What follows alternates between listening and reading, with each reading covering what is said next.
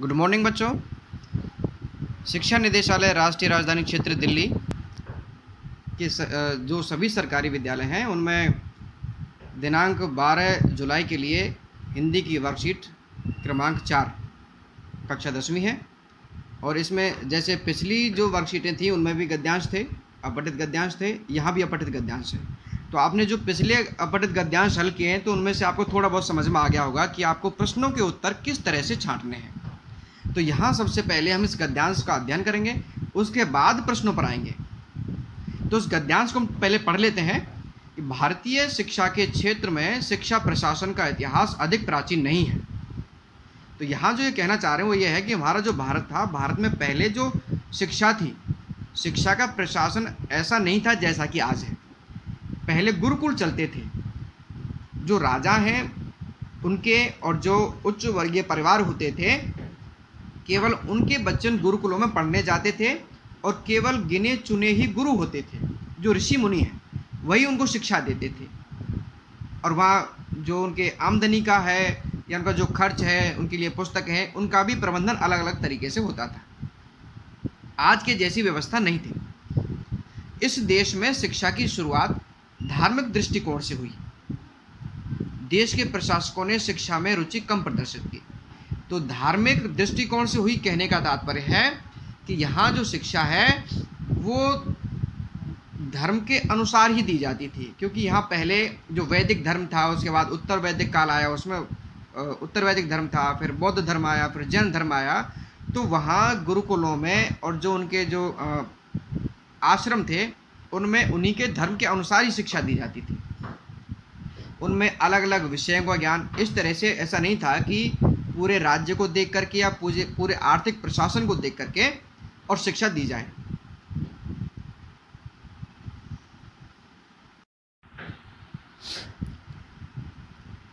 तो उस समय जो देश के राजा महाराजा थे उन्होंने शिक्षा का प्रशासन कर अच्छा बनाने के लिए कोई ऐसा प्रयास नहीं किया। जैसा पहले से चला आ रहा था वैसा ही चलता रहा, लेकिन अंग्रेज़ों के आने के बाद उसमें परिवर्तन होना शुरू हो गया। अंग्रेज़ों ने यहाँ की शिक्षा व्यवस्था को अपनी तरह से ढालना शुरू किया। सर्वप्रथम 1813 के चार्टर एक्ट के बाद तत्कालीन ईस्ट इंडिया कंपनी जिसने भारत पर अपना शासन शुरू किया था, जो ब्रिटेन की थी, ने शिक्षा प्रशासन का दायित्व लिया। यह दायित्व भी बहुत सीमित था। देश की समग्र शिक्षा के लिए 1 लाख रुपया समुचित रूप से व्यय का मतलब खर्च हो, यह देखना मात्र ही तत्कालीन प्रशासन का लक्ष्य था।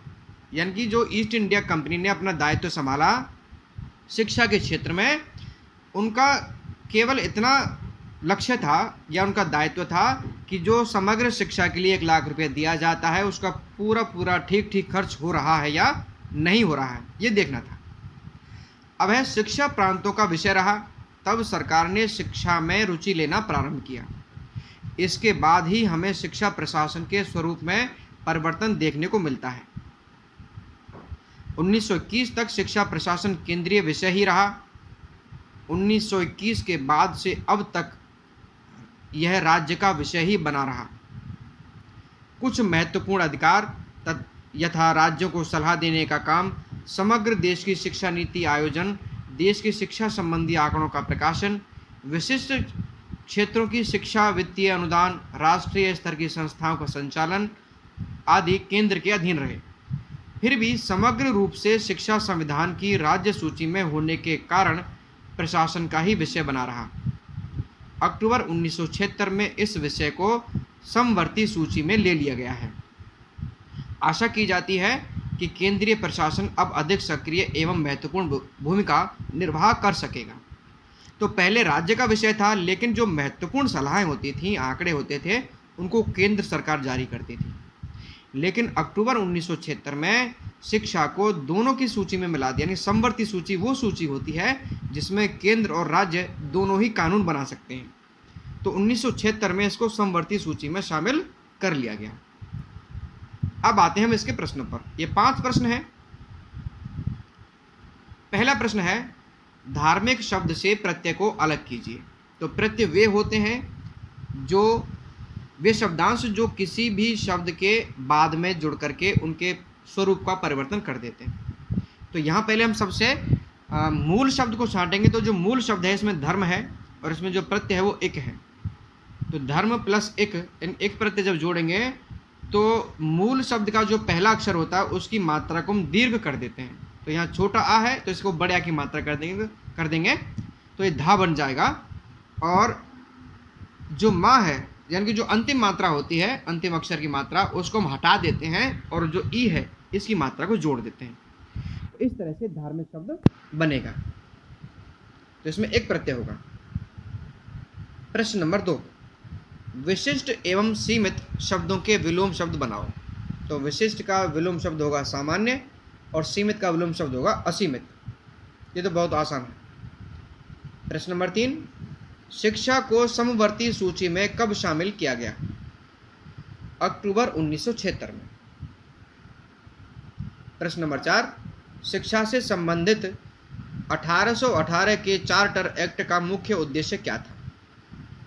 तो इसका मुख्य उद्देश्य था देश की समग्र शिक्षा के लिए 1 लाख रुपया समुचित रूप से व्यय हो, यह देखना चार्टर एक्ट का मुख्य उद्देश्य था।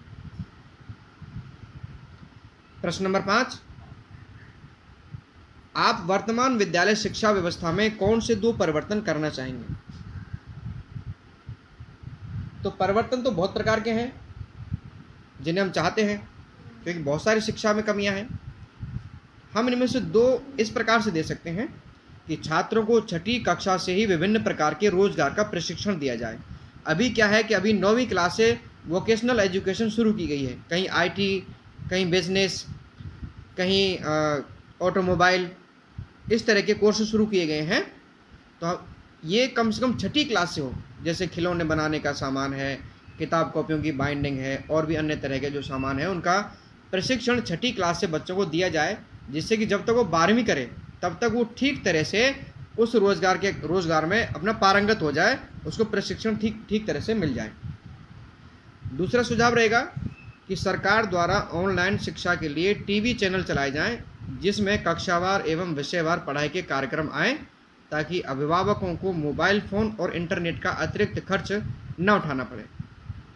अब आजकल क्या हो रहा है, आजकल लोगों को केवल ऑनलाइन क्लास के लिए मोबाइल फ़ोन खरीदने पड़ रहे हैं और महंगे महंगे रिचार्ज कराने पड़ रहे हैं। एक बार यानी 1 घंटे की ऑनलाइन क्लास लेते हैं तो उसमें 1 GB डाटा खर्च हो जाता है। यदि किसी के घर में 2 बच्चे हैं तो उनके लिए 2 GB डाटा चाहिए। तो इस तरह से बजाय इसके सरकार ऐसा करे कि कुछ चैनल किराए पर ले और उन चैनलों पर जैसे विद्यालय में कक्षाएं चलती हैं ठीक उसी तरह से विषयवार और कक्षावार उस पर कार्यक्रम प्रसारित किए जाएं और सभी को वो फ्री में मिले। तो अभिभावकों पर इसका खर्च भी अधिक नहीं बढ़ेगा और सभी लोग देख भी पाएंगे, सभी लोग लाभान्वित होंगे और बच्चों में मोबाइल की जो आदत लग रही है अब वो आदत भी बच्चों में नहीं लगेगी।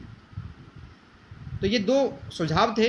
अब आप इसमें अपने और भी सुझाव दे सकते हैं, वो आपकी इच्छा पर निर्भर करता है।